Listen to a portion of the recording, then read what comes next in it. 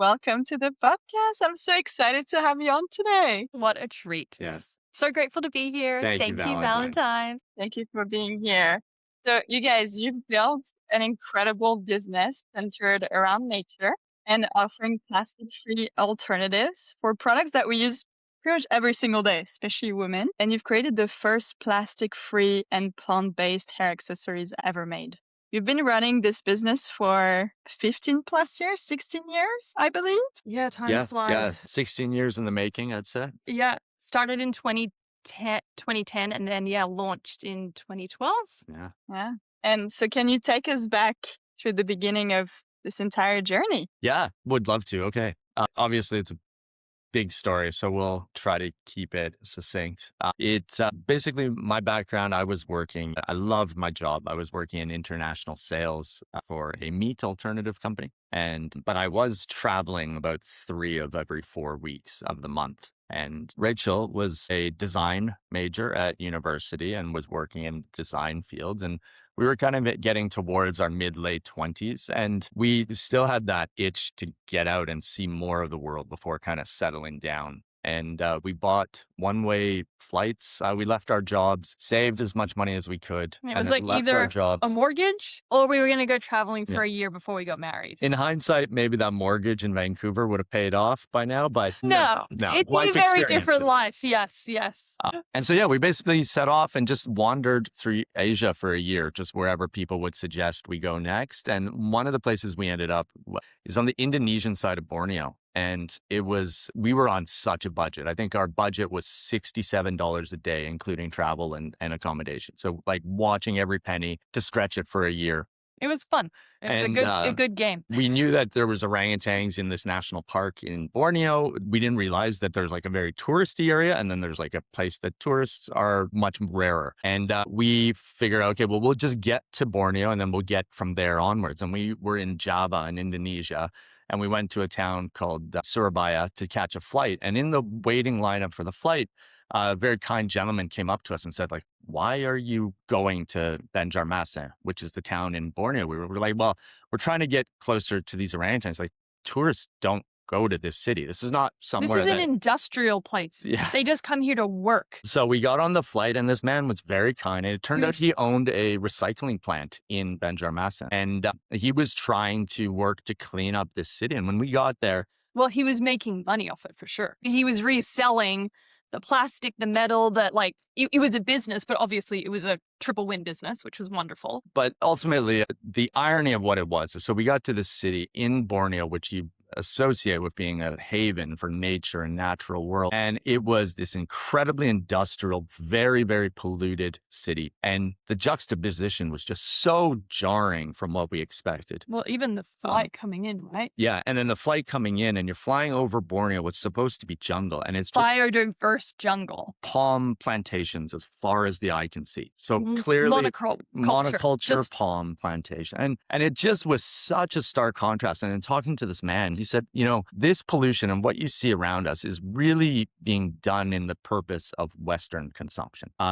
We are creating products to fill that need of consumerism elsewhere in the world. And yet the legacy of that need is here on display, but so few people ever see this part of the backstory of what goes into a product. Which is, what did we see? I think we haven't explained. It was, the monoculture was very striking. The destruction of habitat, the sheer waste and pollution in the air. Just in the town itself too. It was just so sad to see because, in the West, where it's great. We've got garbage setups where it's literally picked up from your doorstep and then it's, hopefully recycled or it's out of sight. You live clean. But in these places, for him, right, there is no garbage disposal. It just literally accumulates. Was everywhere. Like everywhere. It looked like a barren, awful wasteland. Almost like it wasn't a dump, but it felt like that with the amount of garbage everywhere. And you're just like, these people are living so humbly and so simply. This isn't their garbage. You know what I mean? And you're like, my God, this is so disgusting, just to feel that. And I think as Jesse was saying, it's just that juxtaposition that we were set up going to see biodiverse orangutans. That was our hope. And then to see that it's actually, we are destroying that habitat for our consumer like culture of just, yeah, it was very, very, very, it hit hard. And so we didn't, basically that was the planting of the proverbial seed. And Rach and I, we were living together, but these kind of divergent lives because I was traveling so much and our skill sets were very complementary. My background was in sales and business and Rach was in design. And so we started to what if we could do something better? And what if we could address this consumption problem, this In some sweeping small, under the rug so nobody sees the backstory of a product and actually do something about it. And so that's how KOOSHOO started. It was, a seed that started germinating over the entire course of that trip. We had no idea what product that would be. We just knew that the ethos of what we wanted to create in the world. I'm curious to know too, was it the first time you were so faced during, how far in your Asia trip was this in Borneo? And was it the first time that you were faced with so much plastic pollution? I know that you went to Bali and a lot of other locations before, where I'm thinking you mentioned the dichotomy between those very touristic sites, but then right next to it, the plastic pollution. And so how far basically can we go even as tourists to travel in so many different locations without ever seeing the reality of the behind the scenes? Yeah, we were only about a month into our trip. It was one of our first stops. We had just been to Bali, basically, and then we crossed from Bali over to Java and then traveled through Java and then took a plane up into, and so you're right, though. I do think that being on a tourist trail, there is tourism, they need to clean up the area Precisely. or tourists won't come, right? That's the whole point. And so you are, and it's just human nature, where the comfortable, safe places to go, especially when you're booking from afar, is to go where other tourists go. And so therefore you are inevitably, I think, missing that. And I think, I don't even know now that, that was in our mid-20s. We're now in our 40s. We wouldn't rough our traveling like that. And so in a way, it was really serendipitous that we were just young and so naive and well, it wasn't such naive. It was budget. just the budget. All the other groups had a tour and they flew straight in. They didn't jump to try to get there, right? Yeah. But just wanted to add that two things. It wasn't just plastic pollution. It was every type of pollution, scrap metal, parts, wheels, literal just garbage from, it was everything. And then the second thing was, sure, it was at the beginning of our trip, but even after traveling all of India for 3 months, some very more poverty type places, it still was the worst place and I think it was because it wasn't just, when you live simply, sure, there can be a mess and it can be, but there's not a lot of it. You know what I mean? There's not a lot. It was the sheer amount of you wouldn't even call it all garbage. It's waste product. It's byproduct of manufacturing. So it was just beyond one human making that stuff. It's industrial amount of waste. Yeah. So that was the hard part. That's why it really hit us. It's not this person's living in poverty, the poor things, and they don't have any resources to clean up or they're where they're living. It was actually, they're living in garbage. Yeah. And that's what really felt. Yeah. I think there's an interesting parallel, sorry, quickly, because I came from a meat alternative industry, which I just happened to enter, and it was amazing and really forward thinking. And it wasn't necessarily, that industry wasn't to turn people vegan. It was just to give a better alternative out. One of the really big things about this industry was that meat in a supermarket is such a divorced product from its origin, right? And so there's this way of this clean aesthetic with a bit of plastic wrap and this beautiful cut of meat that completely severs the tie for the consumer between the product that they are buying and the origin of where that started. Well, and in this case, mass factory farming,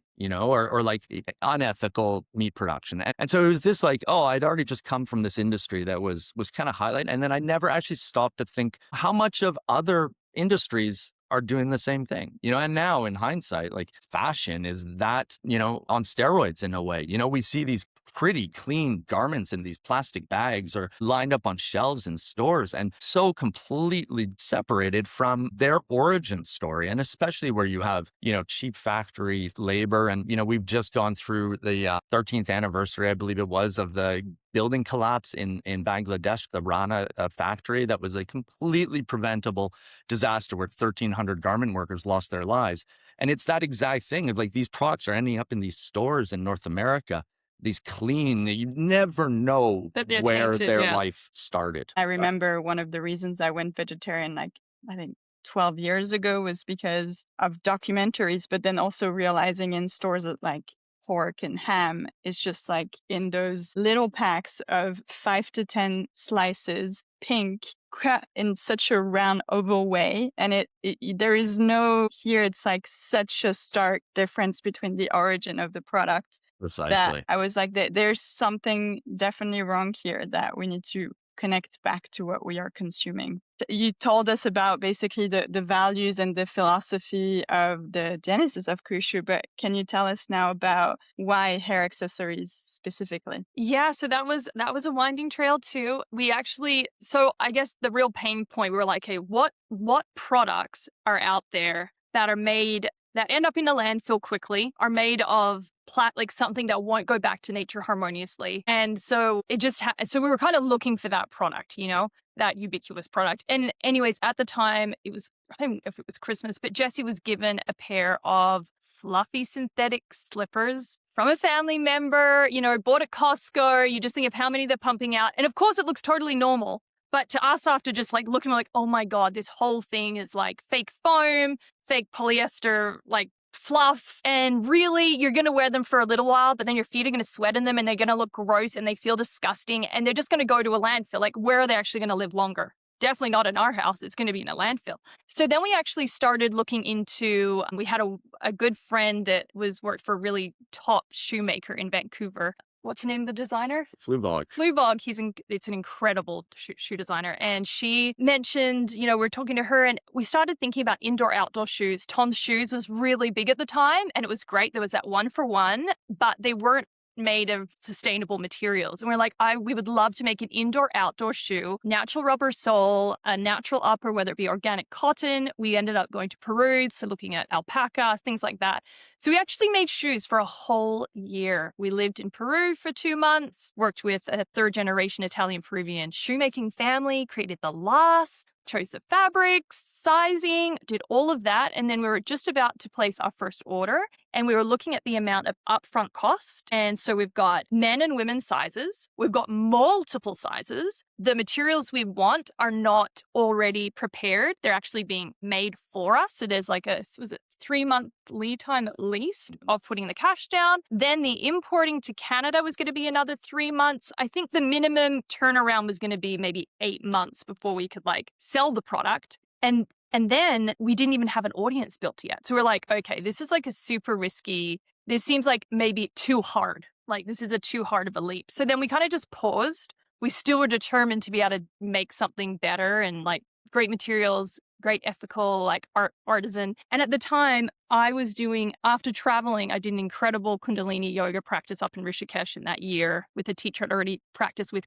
Gurmukh at Sempervive in Vancouver. And I realized in that class, I'm like, I just committed to doing my teacher training in LA. So meanwhile, we live in Vancouver, like the epicenter of Lululemon. And as I'm doing my training, you're learning about the energy of the body and, you like yoga means to be harmonious. And then I think about all this polyester we're wearing at Lulu and, it doesn't breathe. There's microplastics, you're sweating. It just doesn't actually make sense for the type of philosophy that yoga is. So then I was like, okay, well, let's see if we can make some accessories for my yoga practice specifically. So that's when we started with the headbands, the hair ties. We had like a shawl. Yeah.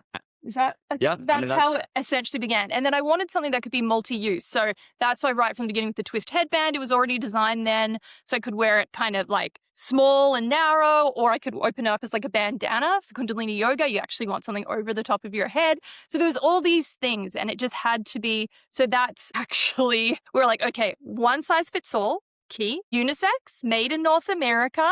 And the materials, some of them did actually get milled for us, but the materials also needed to be. So we were making these, our first manufacturing destination was Los Angeles. Yes, we tried in Vancouver, but we really wanted to do specific colors that we wanted. We didn't want to have to just buy what was made because our fashion and color is so important. So yeah, we worked with a small dye house in East LA, amazing dye house called Incredible. Pacific.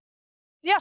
I think that there's something interesting there because I think a lot of times products romanticize this like aha moment and here's the product. And as we mentioned, like back in Borneo, we were like, oh, well, doesn't matter what the product is. Let's just build something together that we really believe in. So our business started from a very different place. We don't have this like, aha, hair accessories are not being served properly. And I think that's like for anyone that is looking to make a business, I mean, that's the essence of being able to pivot and try different things and iterate. And so that's very much how we ended up here. We just knew at the center of it, we wanted to uplift everybody in the process. So we obviously wanted to deliver an exceptional product to the customer. So something that they're absolutely delighted with and is better than anything else in their category. But in so doing, we wanted to uplift the suppliers that are making the products and be kind to the planet as much as you possibly can when making Regenerative a physical materials, good. yeah. Yeah, and along that journey, we didn't know we were just going to do hair accessories, which is what we're doing now. Yeah. We designed that journey shot. We did 2 Kickstarters to keep us funded. We designed a journey. First, it was just these beautiful hand dyed shawls, gorgeous, each one of a kind. And then we did kids pants because we had children, and just seeing the amount they grow so fast and going through things. So they were like expandable, always trying to make something last longer and multi-purpose. So we kickstarted those, which did fantastic. But we learned it was a different marketing channel. And we're a tiny team. So to start selling to mums and babies, and then they want a whole outfit, and they want, like, it was just spreading us too thin, even though it was an incredible product. So, and then eventually our dream was always to sell at Whole Foods because it was our neighborhood shop called Capers in Kitsilano in Vancouver. We ended up in like regionally, then nationally, and then eventually like, okay, this is wonderful. They need our products. They don't have anything that fits their values as aligned as we do. So then we're like, okay, let's just expand our portfolio in this space because that is something with a very small team.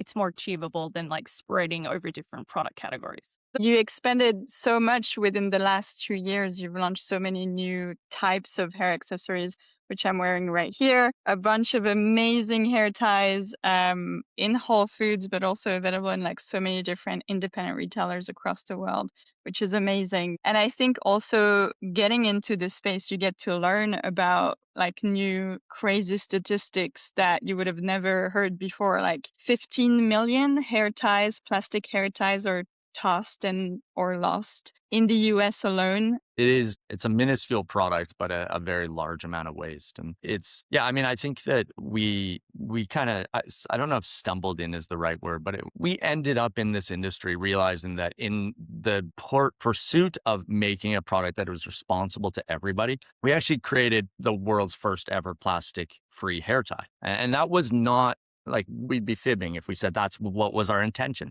We just wanted to use responsible, ethical materials at every stage that was humanly possible. And yeah, I think in the end, you'll see that if you look back from 2012 when those products launched, it changed the category. You know, the big players in the category started to have to be more responsive. And, you know, I'd argue that they've been pretty liberal in their greenwashing in so doing. But our biggest objective was always to shift the conversation and to shift the expectation of what is possible. And even though we're small, we've got kind of 6, 7 people that work together with us on a pretty full-time basis. I think we've been able to have that type of impact in this industry. And I also think we're just getting started. So it's been a winding road. And I'd say that to anybody doing their own business. I think you just have to be really attuned to your origin story. In this case, it was always to uplift others in creating a beautiful product. And the planet. And that's how we've ended up here where, yeah, like you said, our product range is expanding. We have incredible retail partners around the world. Which is so beautiful because they're all values aligned. So you end up working with such wonderful humans. And same for the customers that shop from us. Like, we get to interact with them all the time. And it's just like the most beautiful humans. We're just so blessed to, you know, you end up by doing a product like this, you end up selling to a lot of people that have like-minded values. You know, they too want to see better of the world and have a better product experience. And you end up just with wonderful, interesting conversations. I'm so grateful not to be on the other end where you're just trying to create the cheapest product possible for profit, because you're going to be dealing with more and more upset people because they are being underserved in the value that they're getting, both on a supplier side and a consumer side. So we're very fortunate that we deal with a lot of happy people. For sure. And on that point, on affordability, you mentioned that you started manufacturing in LA with like an incredible little studio, but there came a point where you were faced with the dilemma to move your manufacturing to other places. Can you tell us about that whole transition, how it came to be, and now where you are manufacturing your beautiful products? Absolutely. Can I start at the beginning? Yeah, please. So in the beginning, what was happening is at the very beginning, we're tiny, right? So we were trying to do more direct to customer, thinking that would be the path forward. So the margin for direct to customer, you are not giving 50% to a wholesaler, for example. So, and we were supplementing, like we were both yoga teachers actually. So we were supplementing our income for a long time before KOOSHOO, before we could go 100% KOOSHOO. So at that time, we were very, very, very small. Well, we're still small, but anyways, we were even smaller. So we lived in a lot of parents' houses for a long time. So then we eventually, what happened was when we were discovered we went to a wonderful conference up on Cortez Island called SVI at Hollyhock and Social Venture Institute. For socially minded companies. Yeah, which was so great. And I was chatting in the line, and the person in front of me, she owned a plastic-free store, I think in Quebec. And I was like, I'd never really heard I'd heard the term probably plastic-free, but I hadn't actually been in close contact with any zero waste people or anything at this time, a long time ago. And then as she was describing what she sells, because she sells everything in this store, and I was like thinking about, I'm like explaining what we do, and I'm like, all of our products are plastic free. And all of a sudden, they were always made 100% from nature, and was what my focus was. I just wanted renewable, organic, plant-based materials. I was never thinking plastic free, but of course, innately, they are plastic free. So all of a sudden, I was letting her know about them. And she's like, oh, I'd love to carry some and see how they do. So what happened was she carried them, and then every zero waste shop found us. So all of a sudden, we have to change our language. We're now plastic free and zero waste so that people could find us. And then all of a sudden, we're like, my goodness, our margins are not working for wholesale. It wasn't work. We didn't have enough margin. So then we had to work. I'm like, why is this just not, and this is years in, we're like, why are we just not able to survive? And so we actually we hired a financial analysis to kind of look at all the paths forward, continuing in Los Angeles, doing wholesale, doing only direct, doing offshore. I think there was 7 scenarios. And it was so helpful because he literally just said, what you're doing now, you'll never actually have a business. You're never going to actually succeed. It's impossible. So that was really helpful for us because we could see that, but we were just like, maybe it's, you're trying to. So once he did that, it was great in a way because we always wanted to support fair trade. That's always kind of been a dream. Whenever I see the fair trade symbol, I'm like, love this. I just love it. It makes me really happy to see other people taking their privilege and sharing it onward. So that's when Jesse, he's amazing at researching, and he looked high and low for a really great partner. And we'd already had an amazing experience actually in India during that year. As I said, I yoga teacher trainers. We got to see lots of amazing spiritual meditative teachers and all sorts of stuff. So it really had a lovely connection for us. And it also had the most amazing organic cotton, legacy of textiles. So it was a great fit. I think just something to add as context here is, so the reason we could have had a wholesaler margin in the United States, but we would have had to raise our prices. And in most industries, and especially in hair accessories, there's a ceiling of sorts of what somebody is willing to pay for a pack of hair ties. And I would argue very strongly that this ceiling that has been established is artificial. But to communicate this to everybody is really hard to do. And why I say artificial is because the prices that people expect to buy a pack of hair ties in stores and anywhere in the Western Hemisphere is not the true cost of the product. It's the cost of a product where corners have been cut at every stage, where there's no accountability to the suppliers. There is no accountability in terms of performance and quality and non-toxicity to the customer. And there is no accountability to the planet, either before where it starts its life and offcuts and all that, or in post-life, which is a huge thing. Like you talked about, 15 million plastic hair ties every single day. And those companies making those products, they wash their hands of that product, right? As soon as it's gone to the store or to the customer, they're done. They're like, we have no accountability to what you do with that Mhm. afterwards. And so the whole objective of this industry was to make bigger, bigger, bigger pack sizes because they was just devoid of any other innovation. And if you're going to sell someone, we got some data about the US market. Of the top 10 top selling hair ties in the US market, the average pack size is 55 hair ties per pack. Isn't that insane? Like, I still can't believe that. Like, it just seems, what's that many And I floating think, around but your it's been house? so normalized. You go into Yeah. a drugstore and it's just these huge packs. And we've been taught to say, yeah, like that makes sense. More value. And But but here's the thing is if you if they as a lasted, company like us, we require customers to come back. That's the nature of business, right? We want to give you the product that lasts as long as possible.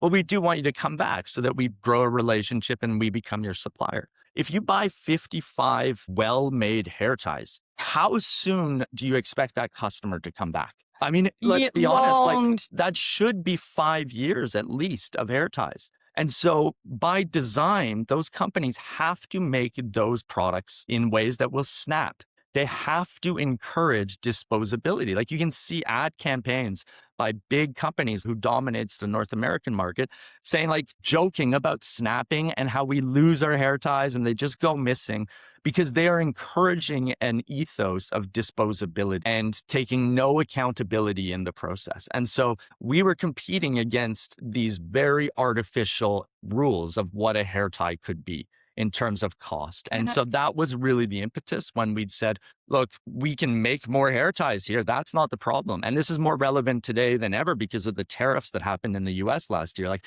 hey, everybody, re-onshore your products, like let's make them here. But if the consumers don't expect that and the gap in cost is so large, it's just not economically viable. And we've got a really good blog post talking about how by moving offshore, we are able to fill more people's carts with these great, affordable hair ties that last longer than their others, that reduce waste, that are better performance for them, that are better for their hair. And also, and we're able to employ way more people in the United States because we become a bigger company. We have a much wider network in the United States. We're working with more stores.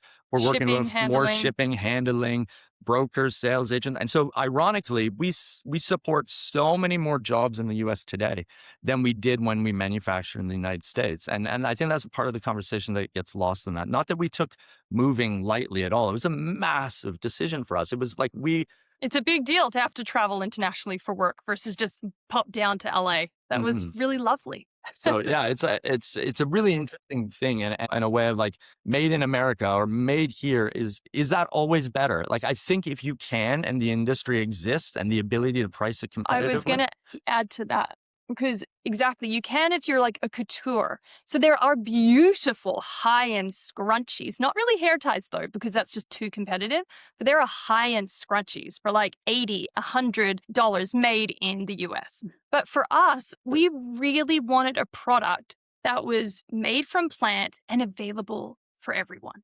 Like to have an accessible price point for us was part of our mission in making a positive change in the world.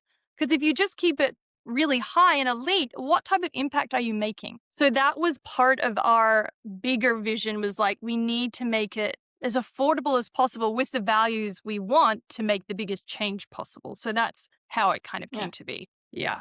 And I expect it's like most eco-conscious and ethical plastic-free businesses live in that duality, like wanting what would be considered like the best manufacturing and what is considered by consumers to be like better, which the shortcut is usually like made locally because we equate this to like, okay, better, employees' rights or just better products in general, materials.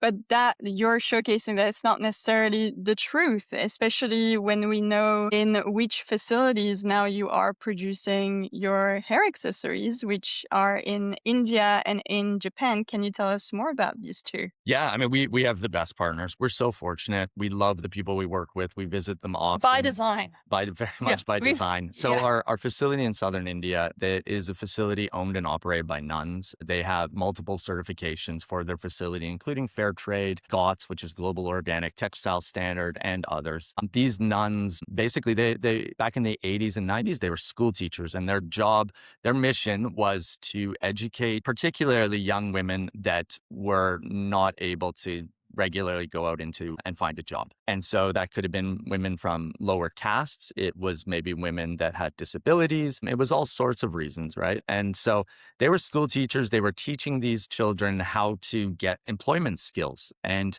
what they found is that it still wasn't creating the impact they were hoping for. And so they actually decided to start a knitting mill and then subsequently a cut and sew operation in which they could employ these girls and give them real skills that they can take out into the world. And they instituted fair trade from a very early time to make sure that everyone is treated, with dignity and the way that they deserve to be treated.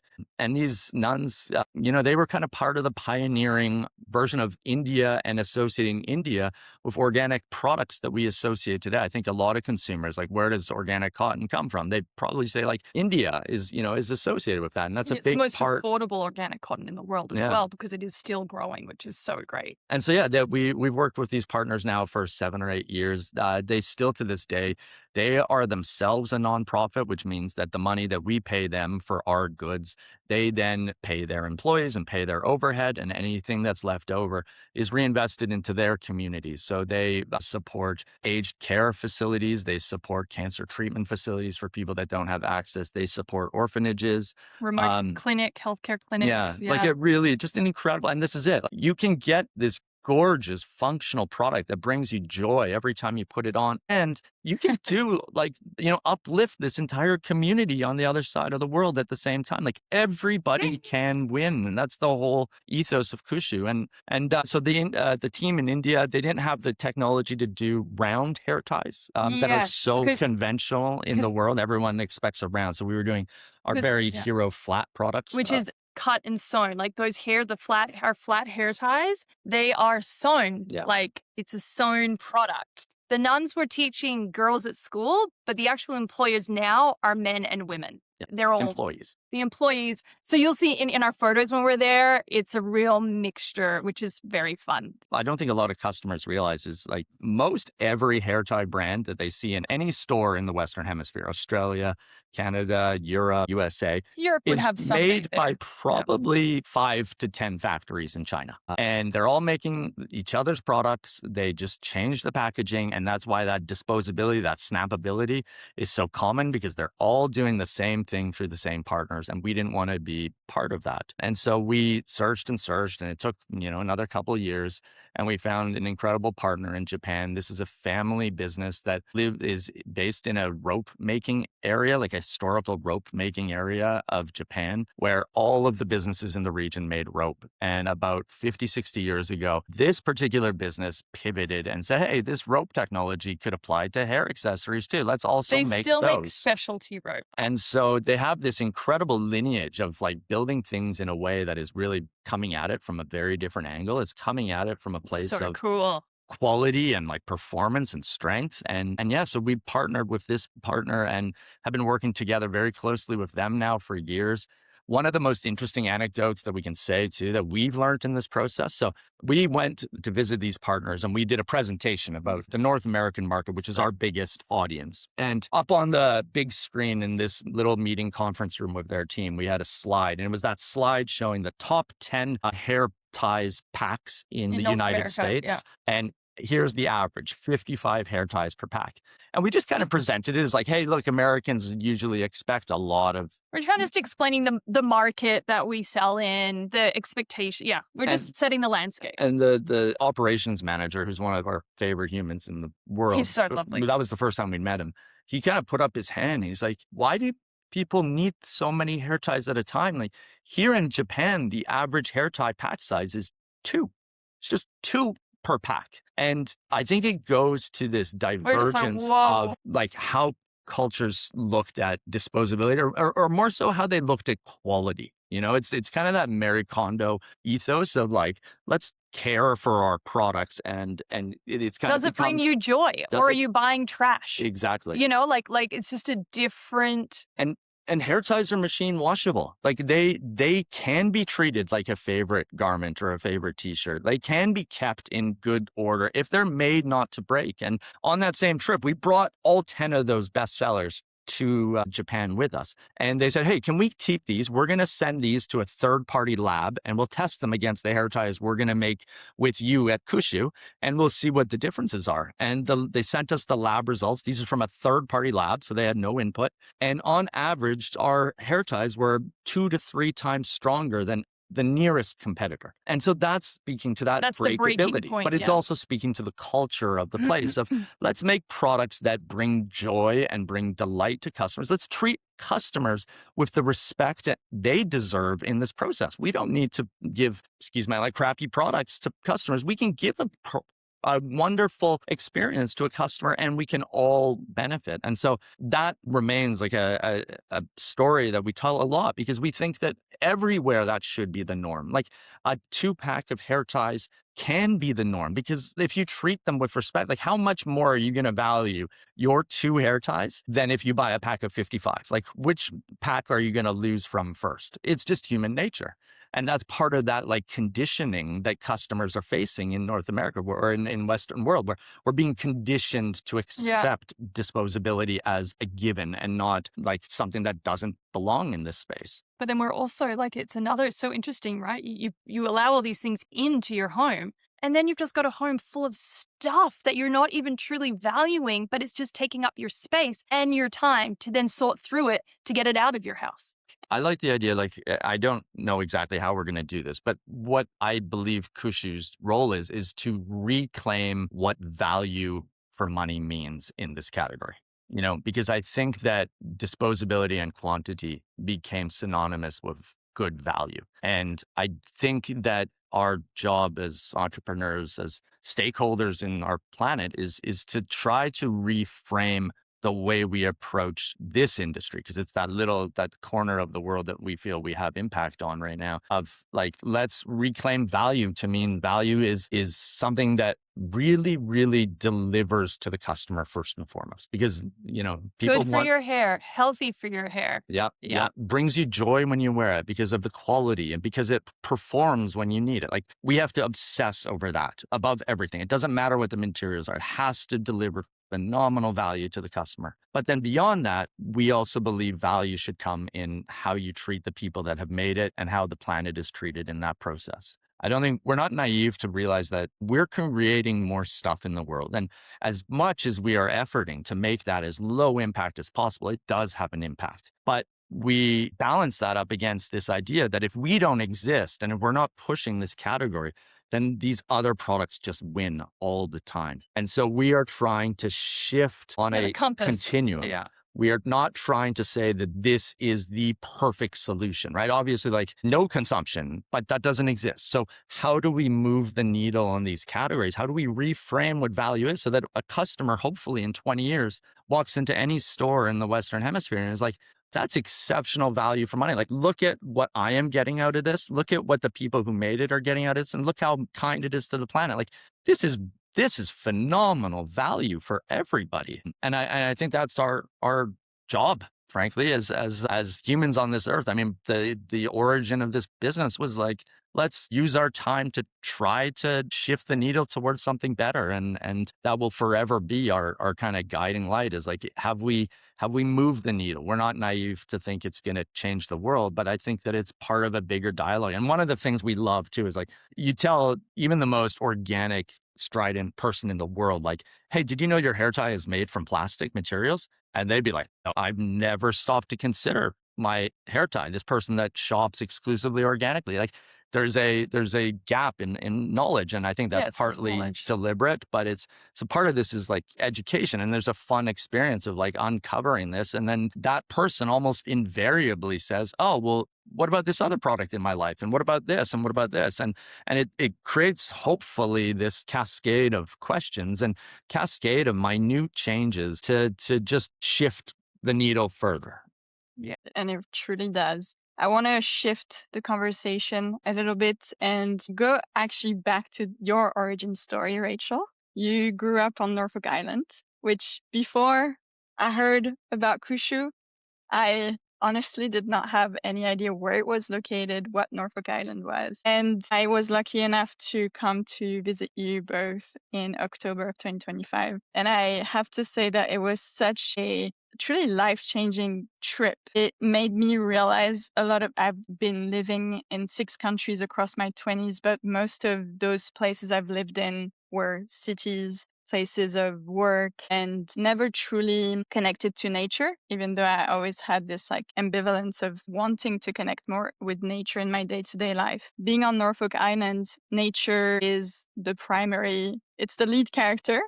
Yes. And you have then your amazing locals, who you've both been around, especially in the last few years, I believe since 2020 when you came back to live on Norfolk Island. KOOSHOO is headquartered on Norfolk Island. Tell us more about this wonderful place since you grew up there, and maybe even the slight changes that you've seen the island go through, whether they're positive or negative in your experience, even returning to the island thereafter. Yeah, it has changed a lot actually. So being born and raised here till I was 14. So Norfolk it's rural. It's like, it's a small little town and it's 1,000 miles from Australia. So It's a 5 by 8 kilometer piece of land in the middle of the South Pacific Ocean. The nearest other populated land, I think, is 1,000 Vanuatu. kilometers away.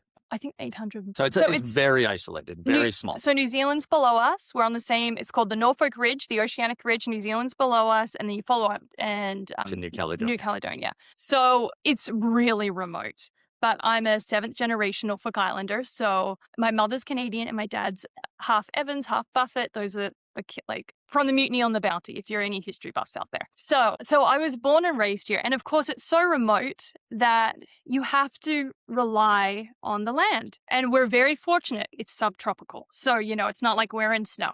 And for ages, a ship would come every 3 months. And that's really for non-perishables, like toilet paper, maybe flour, things like that. But when it comes to food, so like meat, vegetables, fruit, those things weren't even allowed to be imported for so long because it is an incredibly biodiverse island, like the islands are. So unfortunately, we've got the most unique extinct species here, but we still have so many species that don't live anywhere else in the world, from mostly birds, insects, plants. So it's we've got a beautiful, huge, huge parks. From a young age, you learn to respect Mother Nature, your island, because that is actually your existence. If you don't, you're not going to have food on your table. Like most people, like my dad, their dad's a nurse and a builder, but they're also farmers full time. So himself,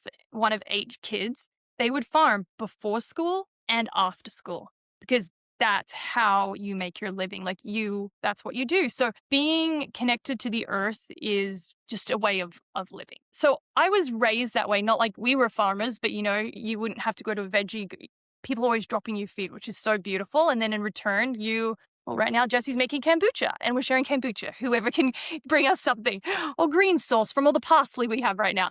So it's a beautiful way of living, but it also, I think what happened for me when I moved to Canada, which was wonderful when I was 14, but I started to realize how disconnected you are from your supply chains, from where you get your things. I'm Canadian and how it's changed. Yes. Met very early in life. We met when we were 18 and we're in our 40s now. So I've been coming to Norfolk for over 20 plus years. And something that really, really struck me is kind of the opposite of what you just said. And what we started this conversation on is like, we don't have that same separation between end product and like where it started on Norfolk Island than I did growing up in Vancouver, where you go to the grocery store, there's just the foods, you have watermelon 12 months a year. Like here on Norfolk Island, you see the seed go in, you know how long it takes, and you eat what is available to you. You don't have fruit and veggies that are here available 12 months a year. So, one time a year, oranges come on. You love oranges until you hate oranges at the end of the season because it's all you've eaten.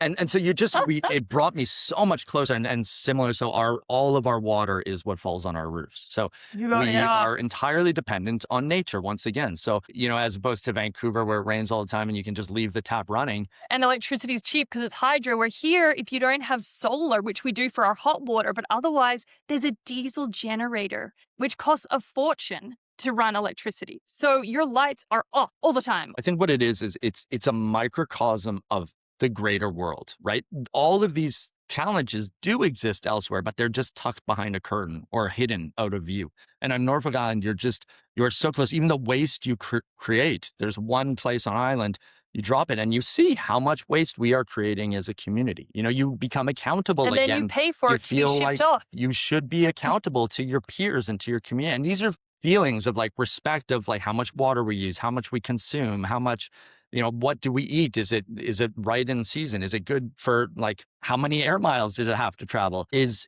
questions we should all kind of be asking ourselves everywhere. But by design, You our have to, culture yeah. has chosen not to get you asking those questions. And I think that idea of Norfolk is something that also we wanted to export to the world. And in Norfolk has its own pidgin language, its own language that's recognized by UNESCO. And it's called Norfolk.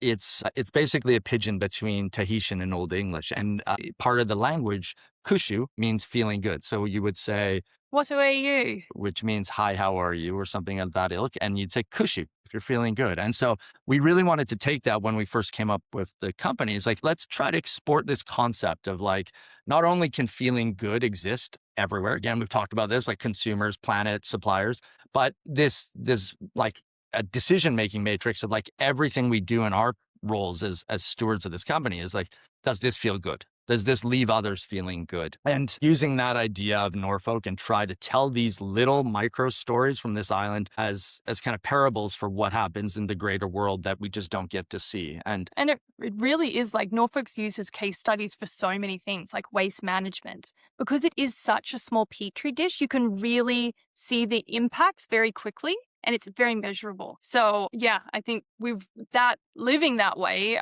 we really wanted to share that it is possible to have that human connection to the way you live and all the choices that surround you and the products that surround you and the relationships of the people. So yeah, KOOSHOO was just another vehicle on trying to share that way of living. And that's one of those things that really like shocked me in such a positive way when I visited last year, even though it was, 5 years after COVID, I still had PTSD from how people were behaving in supermarkets, you had hundreds of people going first thing in the morning when the supermarkets were opening to pick up their toilet paper and every, thing that they would need to survive because of that kind of scarcity that felt present. On Norfolk Island, what is so interesting is that there is actually true scarcity for some products. I realized when I lived there talking to people around that when you go to supermarkets, like there is, I think, one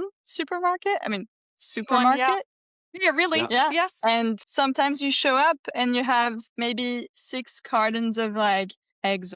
People will show up to the supermarket on Norfolk and not apply this scarcity mindset, even though I'm sure it crosses their mind if they had to make a cake or like they were really interested in buying those eggs, but they think about the community first is what I've heard is they would think, okay, I came here looking for 2 packs of eggs. There are only 6. I'm going to buy 1. And it is the exact opposite of the Western world's consumption or habits in supermarkets in general, which I found so incredibly powerful when I visited, and something that we need to. Yeah, I think it's in the same vein of the conversation that we were having around like reconnecting what we are buying with the origin product and the distribution of it or the actual accessibility of those products. Because we feel when we go to a supermarket in Sydney that regardless of what you buy, it's going to be available in unlimited quantities. It's not the case. Everything is limited. Resources on this planet are limited. But I had such a great time, I have to say, on Norfolk Island. Such a beautiful nature in general, but beautiful people as well. And I was so grateful to be there with you guys for that week. Always a treat. I wanted to finish up this episode by asking the signature question of the podcast, which is, and I feel like you already kind of talked about it with the way that you're demonstrating doing business connected to the value of a product, the condition of workers, the incredible quality that you're offering your consumers as well with products that will last, but also that would be better for their hair health and everything else. So the signature question is, what does the world you want to live in actually look like? But the thing that comes to my mind, I think, is this sense that we are all connected. Anytime, like recently last year, was it this year, the astronauts that went and flew around the moon. And you always hear this idea of, like, from an astronaut, like, oh my goodness, it is so small, Earth, right? And I think that social media, I mean, is really, really guilty of trying to create separation between us. And I think that that's Trying, or it's just a byproduct of comparing of what an algorithm takes. Yeah. And I think that, this feeling that we are all in this together, that we can all win, that it's not a win or lose proposition, that we can both have a carton of eggs, that we can have a product that is great for me, but also great for the people that made it. This sense that we can all win. And I think that, certainly, there's people out there right now that seem to be winning because they're just doing it for themselves, right? There's this idea of, like, Elon Musk might become a trillionaire this year, which is insane. But I think that is a distraction. And I think that's again, that's siloing. And I think that a bright future, the one that I want to see, is one that we do view our neighbors as friends and family. We do view neighbors that are far apart, that look different from us, as friends and family. I think that a beautiful world is, like, you see this everywhere we go with this business, is that humans are inherently kind and good, and they want the best for everybody. And I think that is the true human nature. And for me, my future is one that wins out, that the win-win of life, of humanity, is the one that wins, and not the winner take all that seems to be the flavor of the month right now. Sounds wonderful. I'm there.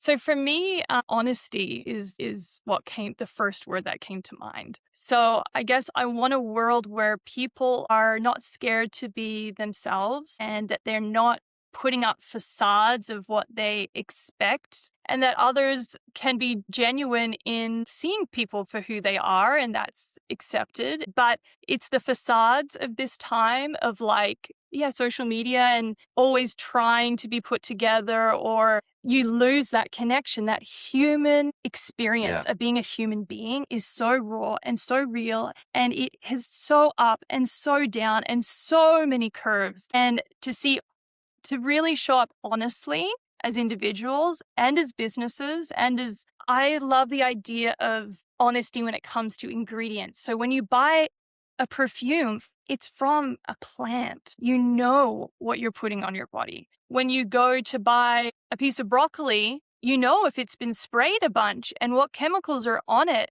And that should be as clear as this one's organic with no chemicals. Like, why don't they have to say? Like, I would love that honesty, that transparency, so everyone can actually make conscious choices and really see people and things for what they are. I think that would help accelerate a lot of change and to make a more beautiful world. Yeah. Completely agree. Thank you so much, you both, for those beautiful answers. I feel like we're all dreaming of these possible worlds that we can absolutely create if we work on this together. Thank you so much for your time as well. You are both very busy people, and I appreciate you sharing your wisdom, sharing your everything that has driven basically KOOSHOO to be what it is today. Such an incredible business. Thank you, Thank you, Val, Val. so much for And holding your vision and holding this space. I agree. This is what the world needs more of, these reminders of that there's so many people pulling in the same direction. And that these options they do already exist. Like what I talked about does exist. It's just growing them and focusing on them and giving them the attention that they deserve.